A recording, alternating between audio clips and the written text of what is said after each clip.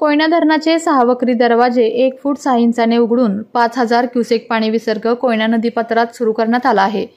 पायथ्या वीजगृहातून 2100 cusec तर 6 दरवाजातून 5000 cusec असा एकूण 7100 क्युसेक पाणी विसर्ग कोयना नदीपात्रात सुरू झाला आहे।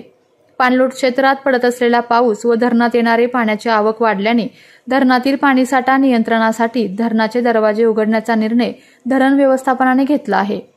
105 टीएमसी पाणी साठवण क्षमतेच्या कोयना धरणात 75.48 टीएमसी पाणीसाठा झाला असून गेल्या 24 तासात कोयना धरण पाणलोट क्षेत्रात Koynanagar 103 millimetre, Nauja 134 millimetre, Mahabaleshwar 92 millimetre अशी पावसाची नोंद झाली आहे।